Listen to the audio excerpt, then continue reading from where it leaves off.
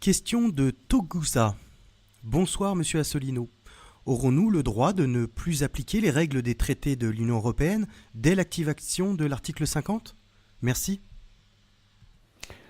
En termes de droit, non. En termes de droit, vous savez que je suis très précis sur les questions de droit. Enfin, j'essaye d'être précis sur les questions. Ça peut m'arriver peut-être de me tromper, mais si je me trompe, c'est involontaire. En termes de droit, normalement, nous n'aurons pas le droit, tant qu'on n'est pas sorti juridiquement d'un traité, on n'aura pas le droit de se soustraire à ces traités. Voilà. On sera donc obligé d'appliquer les traités. Maintenant, bien entendu, ça c'est le droit, et puis évidemment, on fera en sorte d'accélérer les procédures. Je voudrais en particulier signaler la question financière. C'est-à-dire que chaque année, comme vous le savez, la France verse à peu près 23 milliards d'euros à l'Union européenne et en récupère à peu près 14 milliards. C'est-à-dire que nous perdons au passage 9 milliards d'euros. Je signale que ces sommes ne figurent pas dans un traité, ne figurent pas dans les traités. Ce sont des mises en œuvre de politiques qui sont définies, mais que ces sommes ne sont pas dans les traités. Vous voyez certainement où je veux en venir. Là où je veux en venir, c'est que nous pourrons utiliser en tant que de besoin cette question budgétaire pour faire accélérer les négociations. Voilà, parce que c'est tout simplement un proverbe qui dit « qui paye commande ». Voilà.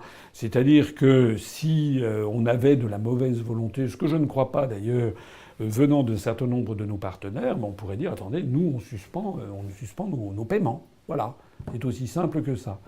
Tout ceci devrait quand même se régler relativement rapidement, je le pense, et dans un climat de bonne entente. Parce que vraiment, c'est une erreur, je pense, que de considérer que tout va être des cris, des horreurs, etc. C'est dans l'Union européenne qu'il y a des cris, des horreurs, des crises d'hystérie, des sommets de la dernière chance, etc. C'est maintenant qu'il y a ça. Mais regardez ce qui est en train de se passer avec le Royaume-Uni. On a vu des rodomontades de M. Jean-Claude Juncker qui, comme d'habitude, entre 2 ou 3 verres de whisky, a fait un hips et nous a expliqué qu'il allait y avoir un des problèmes que le Royaume-Uni allait dépenser des sommes folles. Mais en réalité, c'est pas du tout la chose qui est en train de se dérouler.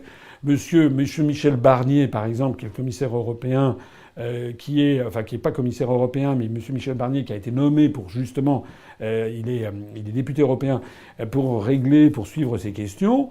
Lui, il est plutôt en ce moment, on est en train d'arrondir les angles. Donc, on n'a pas de raison particulière pour se fâcher, puisque de toute façon, on va tous rester voisins les uns des autres. Ça, c'est pas nouveau. On restera tous voisins. Et d'ailleurs, on pourra très bien développer des coopérations internationales. Par exemple, je rappelle au passage, pour ceux qui me découvriraient, je rappelle que Airbus, par exemple, ou Ariane Espace sont des coopérations internationales qui n'ont aucun rapport avec l'Union européenne. Donc, il y aura toujours Airbus, on aura toujours les bonnes relations avec nos partenaires dans Airbus, dans EADS, dans Ariane Espace, etc. Donc il faut, voilà, calmons le jeu, ayons le calme des vieilles troupes, ne tombons pas dans l'hystérie ambiante, ne succombons pas à ce que les partisans du Brexit appelaient en Royaume-Uni, avec ce génie de la langue anglaise pour tout condenser, ils appelaient ça Project Fear, c'est-à-dire le projet de la peur, en fait, le projet qui consiste à terroriser les gens. Du calme. On va se calmer. Regardez comment ça se passe en ce moment au Royaume-Uni. En définitive, ça se passe plutôt très bien.